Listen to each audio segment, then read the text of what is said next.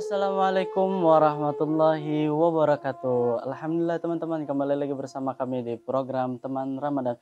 Bagaimana kabar teman-teman sekalian, dan pastinya bagaimana kabar puasa kalian juga? Apakah masih ada yang full atau udah ada yang bolong-bolong nih? Sabar ya teman-teman, soalnya tinggal hitungan jari lagi nih. Kita menuju Lebaran Idul Fitri. Jadi sayang bagi kalian yang udah menjaga kualitas puasanya sampai saat ini bolong karena hal yang sepele teman-teman. Semoga Allah Subhanahu wa taala memberikan kita kekuatan untuk kita menjalani ibadah puasa pada tahun ini. Teman-teman yang dirahmati Allah Subhanahu wa taala, pada episode-episode sebelumnya kita telah membahas fase demi fase yang ada di bulan Ramadan. Pada episode pertama kita telah membahas tentang 10 pertama, lalu dilanjutkan 10 malam kedua, dan pada kesempatan dan episode kali ini kita bakal ngebahas 10 terakhir bulan Ramadan. Ada apa aja sih di 10 terakhir bulan Ramadan? Penasaran? Langsung aja kita bahas sama Habib. Jadi gini Habib, di 10 malam terakhir bulan Ramadan ini kita terlebih khusus sebagai anak muda nih Habib, itu juga memiliki sebuah budaya yang gak kalah nih Habib. Kalau di 10 malam kedua itu rame-ramenya undangan bukber nih Habib. Di 10 malam terakhir bulan Ramadan ini rame-ramenya undangan sahur on the road Habib.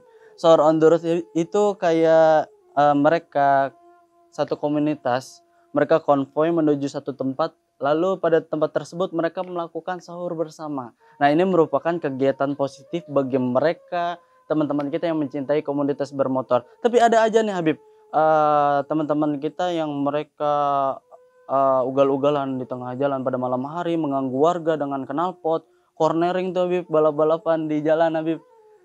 Mereka ditanya alasannya sahur on the road Habib. Jadi gimana sih Bib, kita butuh penjelasan dari Habib nih, cara sahur on the road yang baik itu seperti apa, supaya mereka teman-teman kita yang mencintai komunitas bermotor itu mengetahui sahur on the road yang baik itu gimana. Bagi saya, tentang sahur on the road itu adalah hal yang sangat positif. Sangat bagus sekali.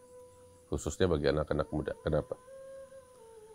Kita kalau suruh anak muda 10 terakhir baca Quran, sholat 200 rakaat, ngejar ketinggalan, sulit.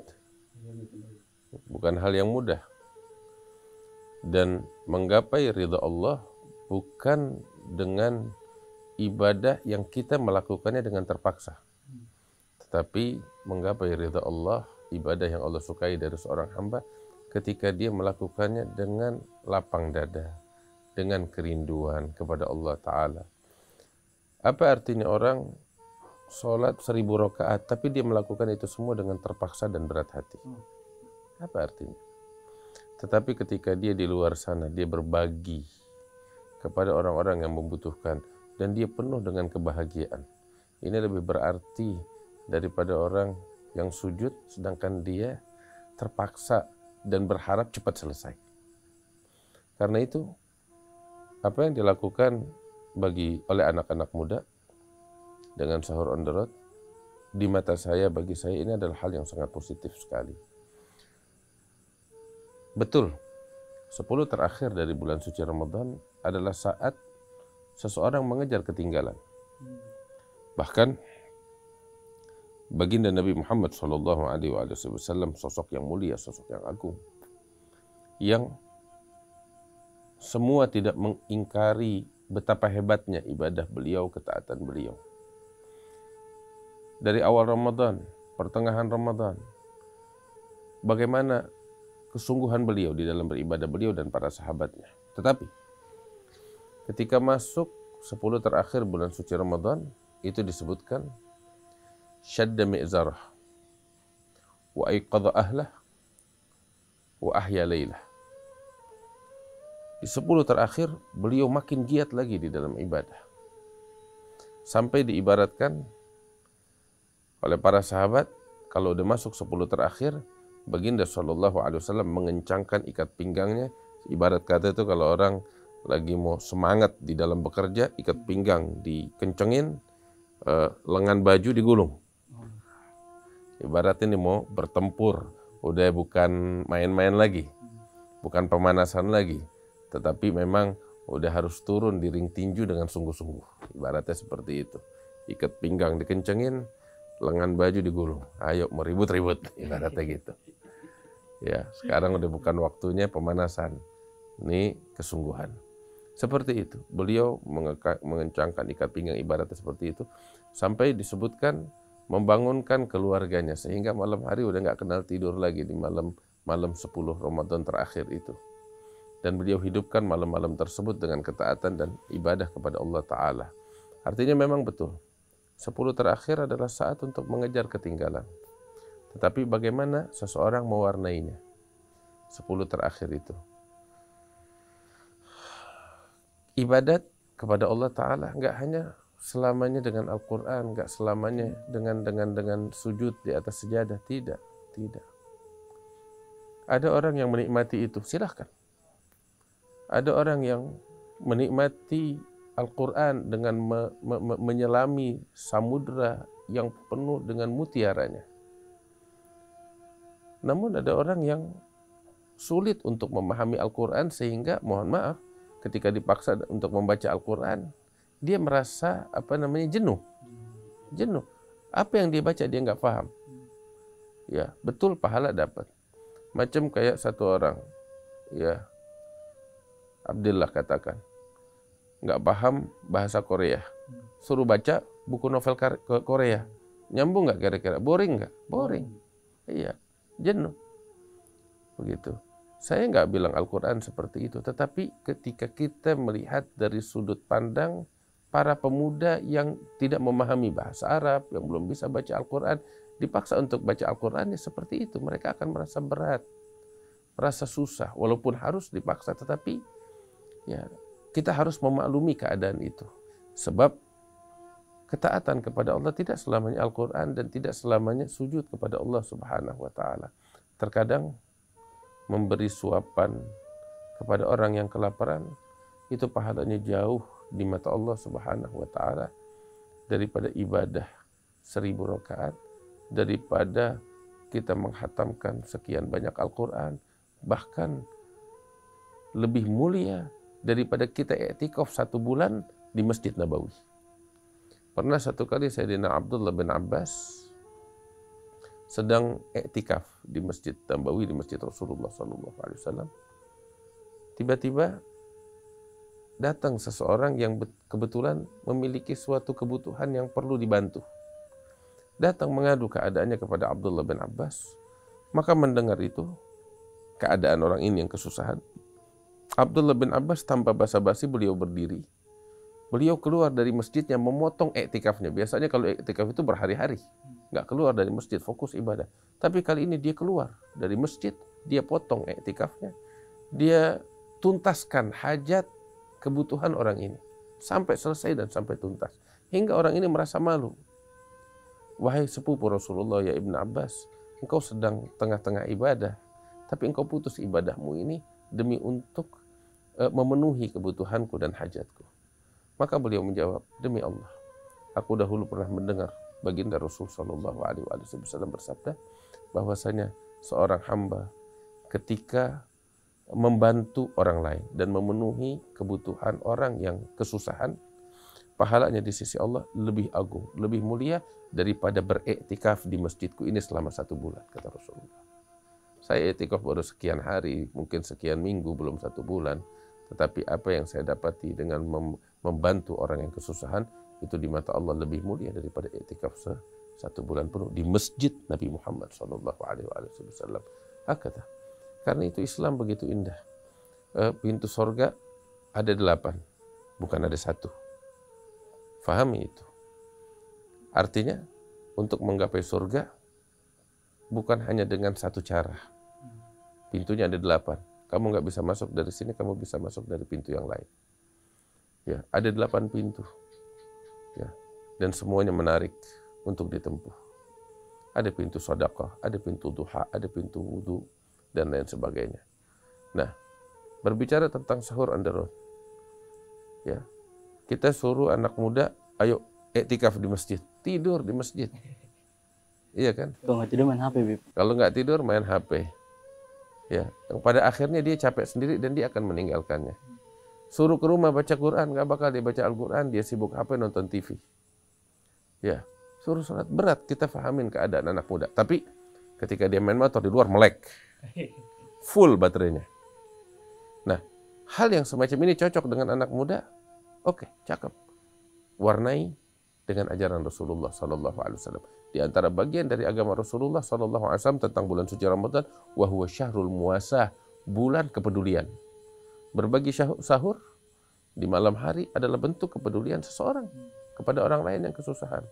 Dia dengan rombongannya melihat keadaan jalan dunia luar, ya, di mana di situ banyak orang yang kesusahan, banyak orang yang nggak punya tempat bernaung, banyak orang yang kelaparan, kedinginan.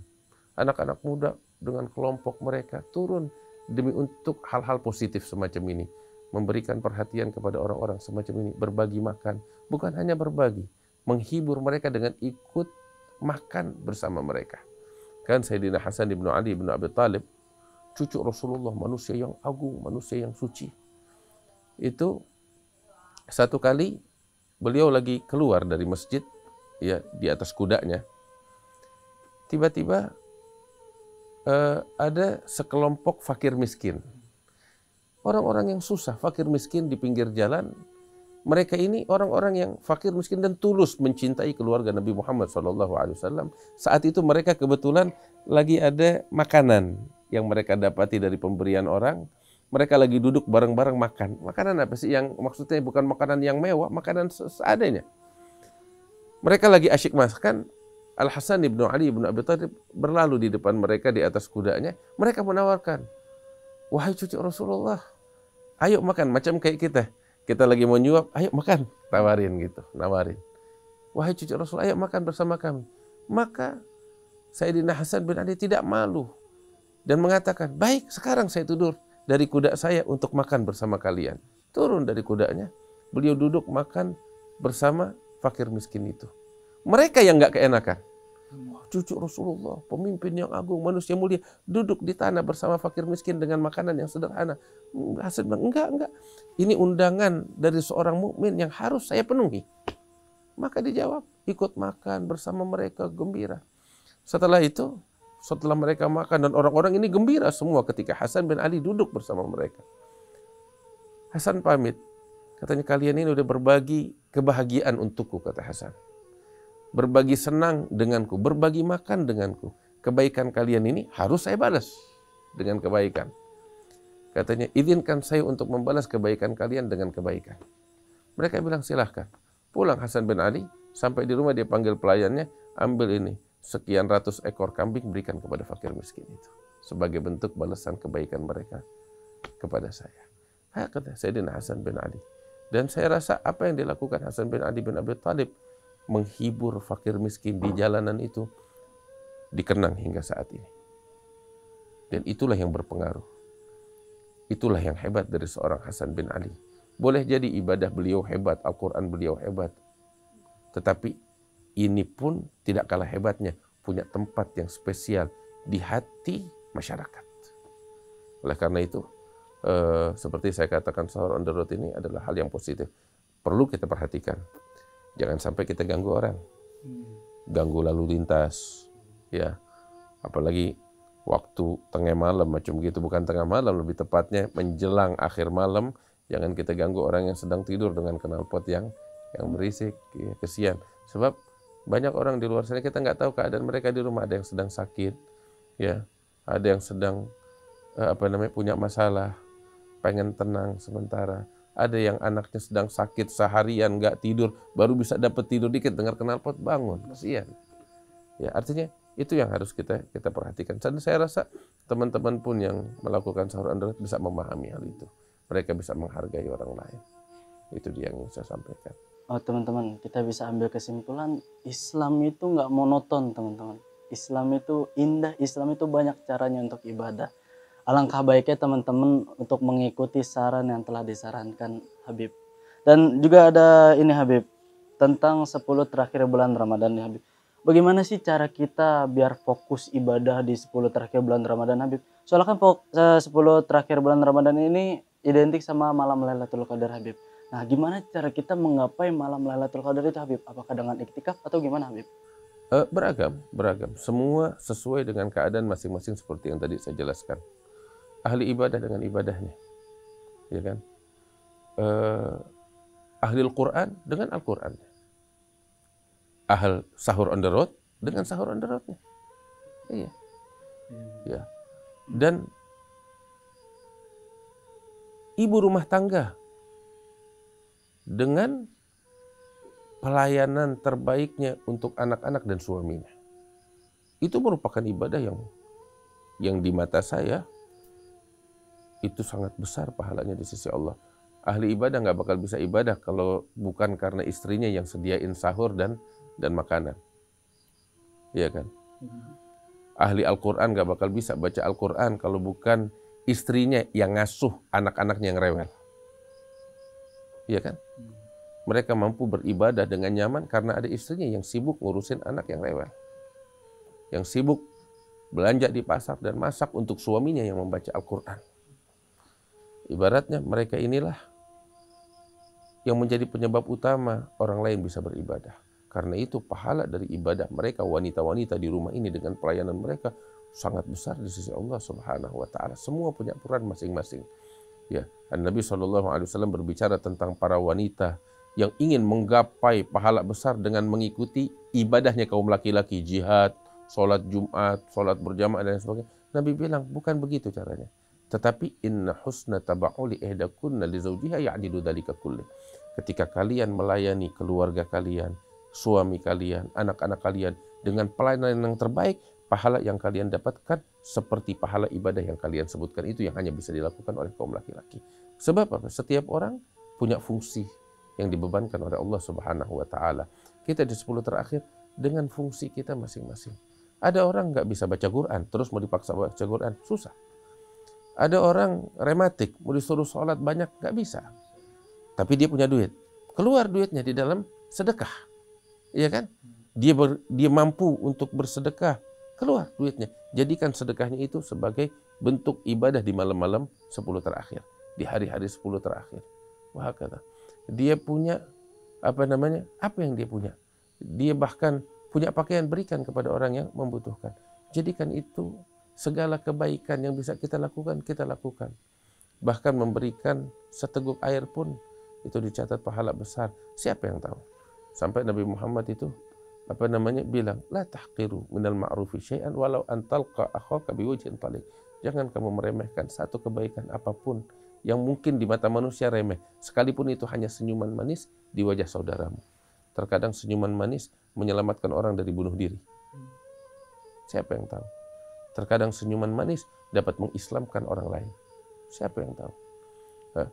Salah seorang Ahlul Bait, kalau saya nggak luput, Sayyidina Zainal Abidin bilang di dalam ucapannya, Inna Allah khaba'a thalathan fi thalath. Allah menyembunyikan 3 perkara dalam 3 perkara yang lain.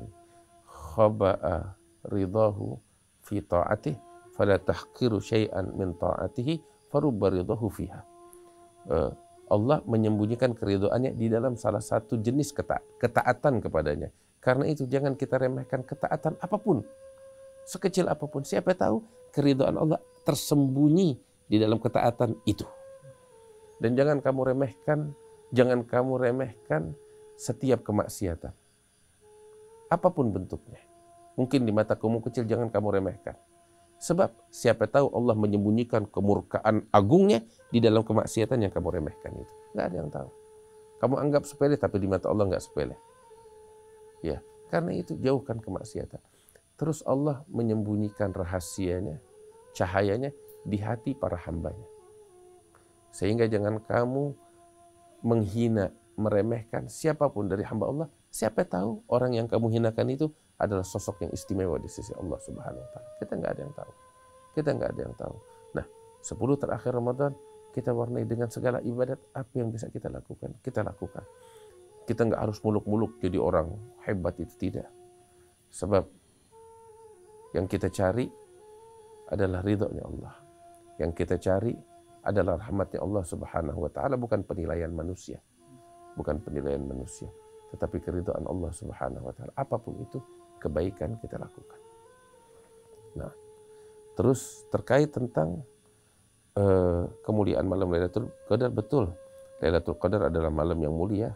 Nabi SAW mengingatkan kita ya, bahwasanya itu di 10 terakhir potensi keberadaan malam Lailatul Qadar ada di situ, begitu besar. Ya, begitu besar. Maka itu ketika Nabi Shallallahu Alaihi Wasallam ditanya tentang kapan malam Lailatul Qadar, beliau katakan, ya, cari dia di 10 terakhir daripada bulan suci Ramadan, dan cari dia di malam-malam ganjilnya. Katakan itu malam 21, 23, 25, 27, dan 20, 29. Kamu cari itu. Siapa tahu ada di salah satu daripada malam-malam tersebut. Mungkin kalau boleh saya kasih tips untuk bisa mendapatkan malam Lailatul Qadar, minimal. Setiap malam itu jangan luput dari kita sholat Isya berjamaah dan sholat subuh berjamaah. Itu minimal. Isya berjamaah dan sholat subuh berjamaah setiap malam. Itu minimal. Kenapa?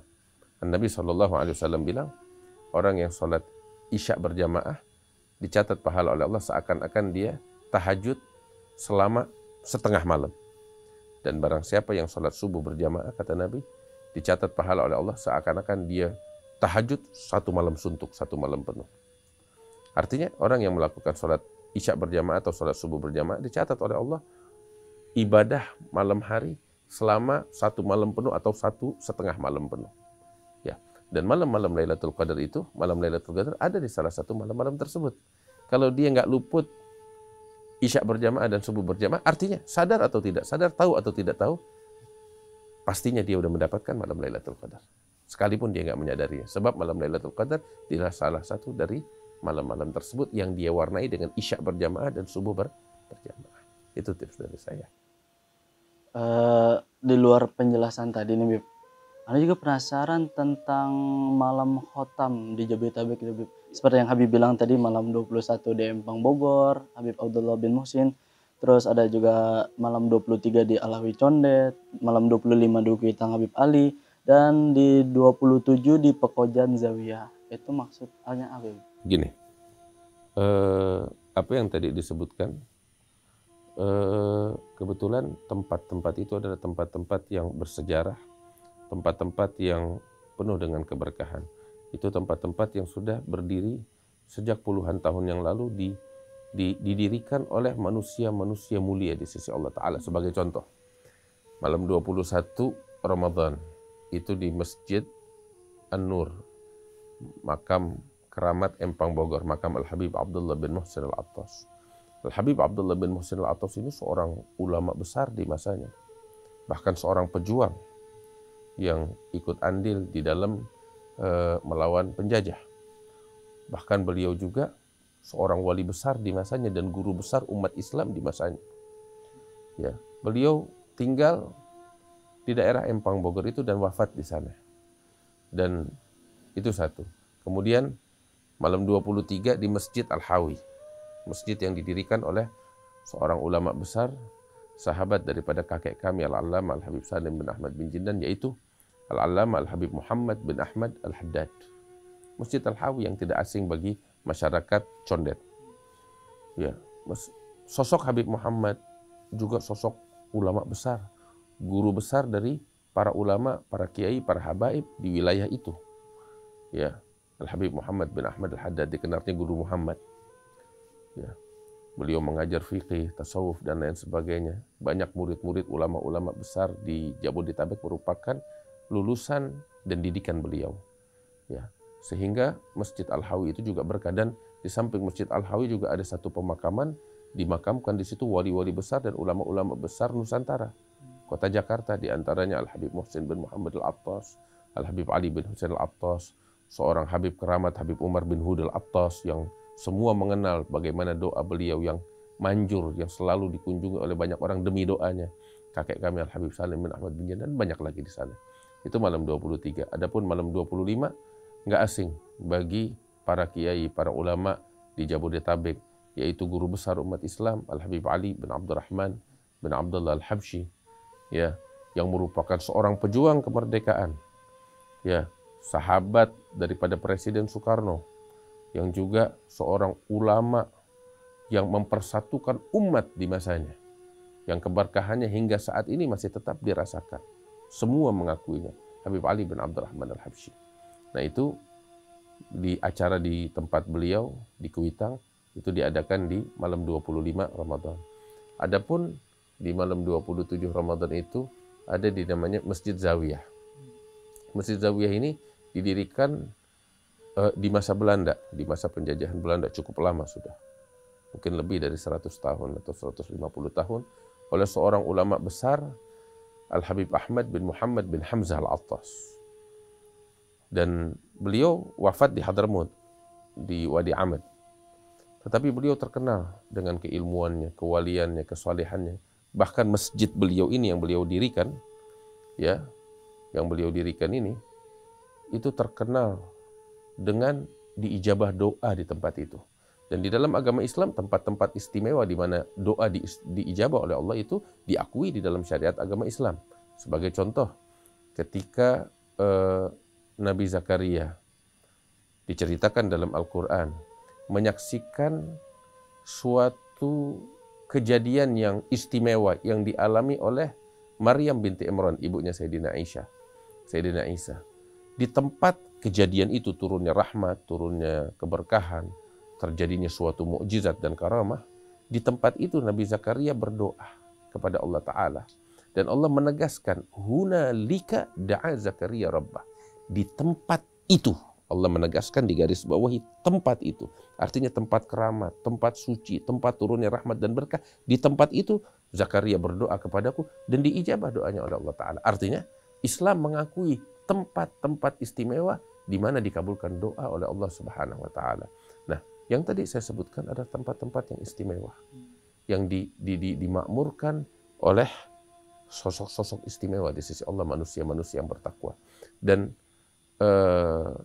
di malam-malam tersebut telah ditetapkan oleh para pendiri-pendirinya itu berbuka puasa bersama demi mengambil fadilah yang disebutkan oleh Nabi Muhammad SAW, anjuran mengajak orang berbagi buka puasa, berbagi takjil. Berapa banyak fakir miskin yang ikut hadir di situ, berapa banyak para ulama yang ikut hadir di situ, ya, semua kalangan masyarakat, yang kaya, yang miskin, yang tua, yang muda, yang pejabat, yang rakyat, semuanya ikut berkumpul di situ sama rata. Tujuan mereka hanya mengharap ridha dari Allah dan pahala dari Nabi Muhammad SAW. Perkumpulan yang semacam ini tidak patut untuk disia-siakan. Tempat turunnya rahmat dari Allah Ta'ala. Terus yang ada di dalamnya buka puasa, mendengar nasihat, ceramah, terus sholat tarawih berjamaah. Puluhan ribu yang hadir. Kapan lagi kita dapetin jamaah sebanyak itu? Barang langka. Ya, doa bersama-sama dan diaminkan bersama-sama. Bagaimana tidak? Ini potensi dikabulkan doa begitu besar, apalagi di malam-malam 21, 23, 25, 27, 29. Ini malam-malam istimewa, malam-malam ganjil yang disebutkan oleh Nabi Muhammad. Siapa tahu di situ terdapat malam Lailatul Qadar. Karena itu banyak khalayak ramai yang di malam-malam tersebut ikut menghadiri di acara-acara tersebut. Insya Allah keberkahan diberikan oleh Allah Subhanahu wa Ta'ala. Alhamdulillah teman-teman, telah kita dengarkan penjelasan secara terperinci langsung dari guru kita Syekhuna Habib Ahmad bin Naufal bin Salim bin Ahmad bin Jinan tentang 10 terakhir bulan Ramadan. Tapi tenang aja teman-teman, masih ada episode setelahnya. Kita masih mau ngebahas tentang 10 terakhir bulan Ramadan. Ada apa aja sih? Tetap bersama kami di program Teman Ramadan. Wassalamualaikum warahmatullahi wabarakatuh.